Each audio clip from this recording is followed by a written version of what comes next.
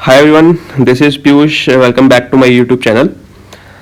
तो जैसा कि आप सब जानते हैं कि लास्ट वीडियो में हमने डिस्कस किया था कि what is reading comprehension, what is unseen passage, unseen passage क्या होता है, रीडिंग कॉम्प्रिहेंशन क्या होता है, दोनों में डिफरेंस क्या होता है और रीडिंग कॉम्प्रिहेंशन को सॉल्व कैसे करना है। बेसिकली पहले क्वेश्चंस पढ़ने चाहिए या फिर पहले आपको पैसेज पढ़ना चाहिए, किन चीज़ों पे आपको ध्यान रखना चाहिए, किन चीज़ों पे ध्यान नहीं रखना चाहिए। ठीक है, तो ये सारी चीज़ें हमने डिस्कस की थी लास्ट की क्लास में, तो उसको हम थ्योरी की क्लास बोल देते हैं। और इस क्लास में हम पैसेज को डिस्कस करने जा रहे हैं। तो आप इसको अच्छे से एक बार पैसेज को जो भी हम डिस्कस करेंगे पढ़िए और खुद से आंसर कीजिए, और उसके बाद जैसे मैंने इसको एक्सप्लेन किया फिर आप देखिए कि आपने इसको वैसे ही सॉल्व किया। देखिए, इस पैसेज का जो मोटिव है वो आंसर्स चेक करना नहीं है। You might be getting the right answers, right. तो आंसर्स क्या है, वो बहुत ईजी है क्योंकि पैसेज बहुत ईजी है, छोटा है, स्टोरी बेस्ड है, तो आंसर सही आ जाएंगे। लेकिन मेरा जो बेसिक आइडिया है अप्रोच चेंज करना, क्या आपकी अप्रोच वही थी? अगर आपकी अप्रोच सेम थी तो इसका मतलब आप सही ट्रैक पे हो। ठीक है, तो चलिए टाइम ना वेस्ट करते हुए हम आज का पैसेज स्टार्ट करते हैं। ओके, पैसेज को पढ़िए। कोई दिक्कत नहीं है सर। आपने ये नहीं सोचना कि मुझे पैसेज सॉल्व करना है, बस आपने इसको उस तरीके से पढ़ना है कि ऑथर मुझे कहना चाहता था यार, वो मुझे समझ आया नहीं समझ आया। बस हम हिंदी में बात करते हैं, इंग्लिश में बात कर रहे हैं, दैट्स इट। अब सिंपल सी बात सोचो कि ऑथर ने आपको कुछ लिखा है, आप उसको पढ़ रहे हो, क्यों पढ़ रहे हो? ग्रामर के लिए, वोकैबुलरी के लिए, आंसर्स के लिए? नहीं, आपको वो कंटेक्स्ट मीनिंग समझ आना चाहिए, वो कहना क्या चाहता है, दैट्स इट। पढ़िए। कोई बात नहीं, आप एक-एक मीनिंग के पीछे मत भागिए, आपको एक बार जस्ट रीड आउट करना है, ठीक है? एक बार आप रीड कर लीजिए जो भी आपको समझ आ रहा है। देखो, सबसे पहले आप पैराग्राफ को समझिए कि वो कहना क्या चाहता है, ठीक है? वो किसके बारे में पैसेज है। जब आपके माइंड में एक पिक्चर बन जाएगी कि हाँ, ये इस चीज़ के बारे में है, फिर हम डिटेल्स में जाएँगे। आपके माइंड में इस पैसेज को पढ़ के एक स्टोरी बननी चाहिए। अगर वो स्टोरी नहीं बन रही, इसका मतलब आप इसको डिकोड नहीं कर पा रहे, एज़ सिंपल एज़ दैट। छोटा-सा पैसेज है, बेसिक से स्टार्ट किया हमने। देखो, डिसेंड का मतलब सबको पता होगा। हाँ, डिसेंड का मतलब होता है, डिसेंडिंग ऑर्डर का मतलब होता है नीचे जाना। हाँ, बिल्कुल सही, ठीक है? तो ये कॉन्टेक्स्चुअल मीनिंग है, ठीक है? तो यहाँ पे जो वो कहना क्या चाहते हैं कि इतने लोग चढ़ गए कि वो डिसेंड हो गया। हॉर्स ट्रम कोचेज़ गौरव, आपने विशाल आपने देखा होगा मूवीज़ में दिखाते थे। जैसे आपने टाइटैनिक मूवी में देखा होगा, जो रोज़ आती है, वो कोच में जो आती है, जिसमें आगे घोड़े होते हैं, जो पीछे कोच होते हैं, शाही कोच टाइप, तो उसको बोलते हैं हॉर्स ट्रम कोचेज़। आपको कॉन्टेक्स्ट समझ आना चाहिए कि इसकी तो ज़रूरत भी नहीं पड़ेगी, ठीक है? समझ आ गया मैंने क्या बताया आपको? ऐसे कोच, कोच का मतलब डब्बा जिसमें आगे घोड़े लगे होंगे, जिसको घोड़े राइड करेंगे, राइट? पढ़ लिया सबने? प्लीज़ से येस और नो।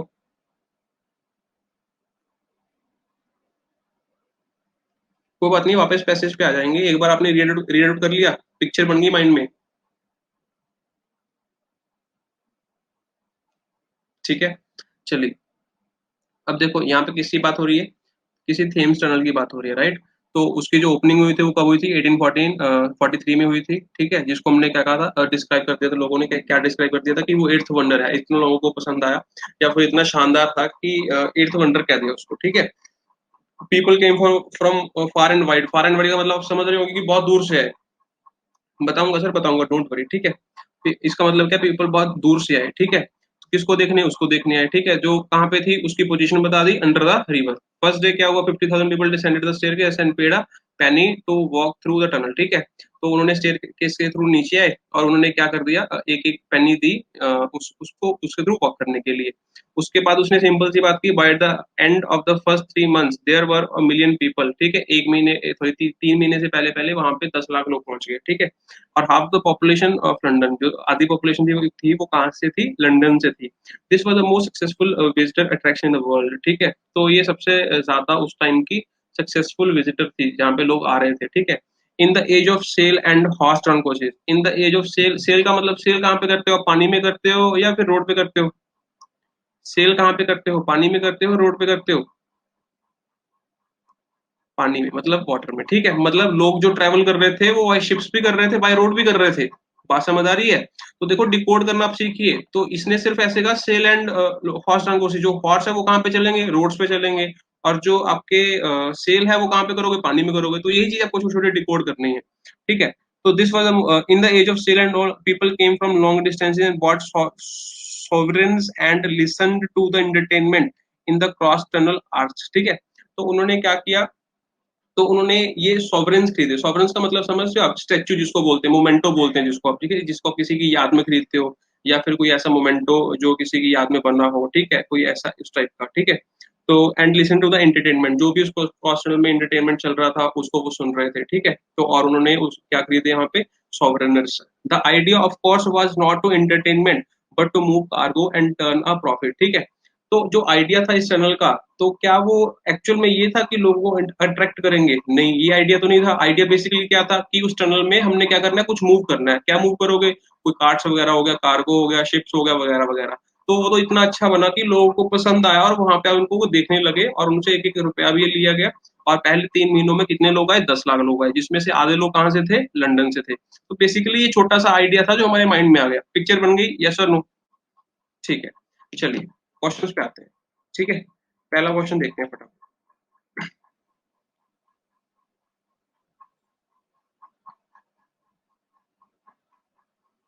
पहला क्वेश्चन बताइए सही गलत। पीपल वर ड्रॉन, आपको सिर्फ ट्रू और फॉल्स देना है, मुझे कोई क्वेश्चन आंसर नहीं जानने आपसे, मुझे कोई क्वेश्चन आंसर नहीं जानने, मुझे बस ये जानना है कि जो आपने पढ़ा उसकी फोटो बनी या नहीं बनी, उसकी स्टोरी बनी या नहीं बनी आपके माइंड में। तो उस स्टोरी में से बस मैं ट्रू और फॉल्स पूछूंगा, दैट्स इट। अगर आप ट्रू और फॉल्स आंसर कर पा रहे हो तो इसका मतलब आपको उसका मीनिंग समझ आया। अगर आप नहीं कर पा रहे तो इसका मतलब आपको नहीं आया। यस नो नहीं, आपको ट्रू फॉल्स आंसर करना है, दैट्स इट। पहले क्वेश्चन का मतलब क्या है, पीपल वर ड्रॉन, ड्रॉन का मतलब कहां से आ रहे थे, ठीक है, from all over to see the Thames tunnel. Yes और नो, मतलब ट्रू और फॉल्स, ट्रू और फॉल्स, सबने आंसर करना है, ट्रू और फॉल्स। बिल्कुल सही, एक्सीलेंट। देखो कहां पे लिखा हुआ है, अब आपको दिखा भी देता हूँ। कहां पे लिखा है, people came from for and wide. अब आप एक चीज समझो, ठीक है। आपने यहाँ पे सपोज करो की पॉइंट लिख लिया, ठीक है, ऑल ओवर, ठीक है। अब आपने ये लिख लिया ऑल ओवर, ठीक है। अब यहाँ पे की पॉइंट ऑल ओवर तो लिखा नहीं हुआ, आप उसको ही ढूंढते रह जाओगे। बात समझ रहे हो? तो यहाँ पे जो वो कहना चाहता था, वो ये कहना चाहता था कि सारी जगह से आ रहे हैं, बस यहाँ पे उसने ईडियम यूज किया। अगर आपके माइंड में ये मीनिंग है तो इसका मतलब आप इसको इजीली सॉल्व कर सकते हो। क्या आपने क्वेश्चन पढ़ा? बिल्कुल नहीं पढ़ा, बस आपने उसका मीनिंग समझा। तो यही मैं कहना चाहता हूँ, जब आप पैसेज पढ़ोगे तो सबसे पहले खुद से एनालिसिस कीजिए कि आपको वो समझ आया नहीं समझ आया। आप उसको डिकोड करने की कोशिश कीजिए। हो सकता है इसमें आपको 1 मंथ लगे, हो सकता है 2 मंथ लगे, लेकिन अगर आप ऐसे कर लोगे तो इसका मतलब आप पैसेज में एस कर लोगे। आपको इस चीज का ध्यान रखना है। Second question, people were able to travel by sea, ध्यान से समझना। People were able to travel by sea और land in those days, yes और नो? सेकंड, ट्रू और फॉल्स? बिल्कुल सही। अभी हमने पढ़ा ना कि उस दौर में किसका उस दौर में किसका वो था, ट्रेंड था। अभी यहाँ पे लिखा हुआ है, कहाँ पे लिखा हुआ था, just wait let me see. हाँ, in the age of, sorry, in the age of sail and horse drawn courses. बात समझ आ रही है सर? यस और नो? अब समझ आया ऋषभ आपको? मैं क्यों नहीं बता रहा था, क्योंकि आपको इसका मीनिंग खुद से डिकोड करना है। अगर आप इसका मीनिंग समझ गए तो इसका मतलब आप सारे आंसर टिक कर लोगे। अब आप सपोज कीजिए कि आप यहाँ पे ढूंढते रहते हो सी और लैंड, ठीक है। तो वहां पे आप कैसे ढूंढोगे? सेम कीवर्ड्स तो नहीं मिलेंगे। अगर सेम कीवर्ड्स ढूंढोगे तो वो जमाना चला गया, वैसा पेपर नहीं आएगा। आपको मीनिंग डिकोड करना है, यस और नो में आंसर करना है, दैट्स इट, ठीक है। Statues of a tunnel could be purchased as souvenirs, सही गलत?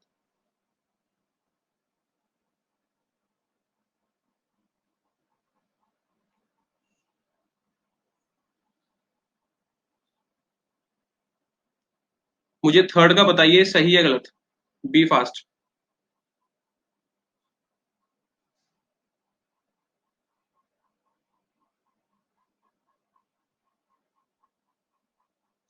देखो थर्ड ऑप्शन भी है, 3 ऑप्शन आपके पैसेज में। पहला ऑप्शन क्या है, सॉरी, जो पहला ऑप्शन है that is true. Second option क्या है, false. And the third option is वो क्या है, नॉट गिवन। सोच के बताना। अब आपको रियलाइज होगा कि पैसिव क्यों नहीं सॉल्व होता। अब थोड़ा सा वेट कीजिए। अब देखो वहां पे लिखा, वहां पे क्या लिखा, people came long distance to bought, sorry, distances and bought souvenirs and listen to music. क्या उसने ये बताया कि जो ये सोवेनियर है ये उसी टनल का है? क्या उसने कहीं पे भी बोला? यस और नो? B fast. क्या उसने ये बोला कि यहाँ पे जो सोवेनियर है ये उसी टनल का बना हुआ है? बोला? नहीं बोला। तो क्या ये स्टेटमेंट गिवन है इसमें? नहीं गिवन। तो जो इसका ऑप्शन आएगा वो क्या आएगा? ट्रू, फॉल्स या नॉट गिवन? क्या आएगा? Not given. Do you agree? Yes और no? Do you agree? Yes और नो? अब आप सोचिए, जिस बच्चे को ये लगता है कि मैं की पॉइंट्स को याद कर लूँगा, मैं की पॉइंट्स को पढ़ के पैरा को सॉल्व करूँगा। अब सपोज़ कीजिए, पहले सेंटेंस में आपने ऑल ओवर वर्ड मार्क कर लिया, सेकंड में आपने मार्क किया सी ऑन लैंड में मार्क कर लिया, थर्ड में आपने क्या मार्क कर लिया? स्टैच्यूज़ या फिर आपने क्या मार्क कर लिया? Souvenirs, right? अब एक बात बताइए कि पहले सेंटेंस में आपको जो ऑल ओवर वर्ड है, ये तो वर्ड दिखा ही नहीं। ये वर्ड आपको एग्ज़ैक्ट वर्ड नहीं दिखा, राइट? तो आप सोचोगे कि ये जो क्वेश्चन आया, क्वेश्चन कहाँ से आया? ये क्वेश्चन उसको डिकोड करने से आया कि वो कहना क्या चाहता है। दूसरी लैंग्वेज में क्वेश्चन पूछा, ये नहीं आपको दिखेगा। सेकंड में देखिए सी और लैंड वो नहीं लिखा, उसने कुछ और लिखा हुआ है, सेल एंड व्हाटएवर हो हॉर्स ड्राउन हॉर्सेस लिखा हुआ है। थर्ड सेंटेंस में फिर आपने देखा कि यार हाँ, यहाँ पे सोवेनिर्स की बात तो कर रहे थे, पैसेज में सोवेनिर्स की बात कर रहे थे कि लोग खरीद भी रहे थे। तो आपने इसको बिना सोचे समझे येस कर दिया। लेकिन उसने ये नहीं बताया कि जो सोवेनिर्स हैं, यहाँ पे ये किसके बने हुए हैं। तो इसका जो राइट आंसर होगा वो क्या होगा? Not given. अब आप मेरे को बताइए कि जो आप की पॉइंट्स की बात करते हैं या फिर आप पढ़ते हैं क्वेश्चंस पढ़ लोगे, तो वो क्वेश्चन से आप की पॉइंट्स नोट करोगे तो वो कितने हेल्पफुल हैं? वो ज़्यादा हेल्पफुल हैं या पहले आपको मीनिंग समझना चाहिए? अब मेरे को ऑप्शंस में बताइए कि की पॉइंट्स ज़्यादा इम्पोर्टेंट है या पैसेज को डिकोड करना ज़्यादा इम्पोर्टेंट है? टाइप करके बताइए फटाफट। डिकोड करना ज़्यादा इम्पोर्टेंट है या फिर की पॉइंट? सभी ने आंसर करना है, सभी ने। Each of you have to answer it please. सबको आंसर करना है, ईच ऑफ यू। तो डिकोड करना ज़्यादा इम्पोर्टेंट है की पॉइंट्स? डिकोड करना, क्योंकि अगर आप डिकोड नहीं करोगे, तो आप की पॉइंट्स के पीछे भागते रहोगे, की पॉइंट्स के पीछे भागते रहोगे, तो टाइम का प्रेशर और की पॉइंट वाली लाइन आप फिर से पढ़ते रहोगे, फिर से पढ़ते रहोगे, तो वो कभी नहीं हो पाएगा। इससे अच्छा क्या है, आप 2 मिनट ज़्यादा लगा लीजिए, पैसेज को पहले डिकोड कीजिए, उसकी स्टोरी अपने माइंड में बनाइए। स्टोरी वो तभी बनेगी अगर आपको थोड़ी-सी नॉलेज होगी उस चीज़ के बारे में। बात समझ आ रही है? चलो लास्ट देखो क्या था? लास्ट सेंटेंस बताइए, लास्ट से गलत। लास्ट का ऑप्शन क्या आएगा? True, false, not given.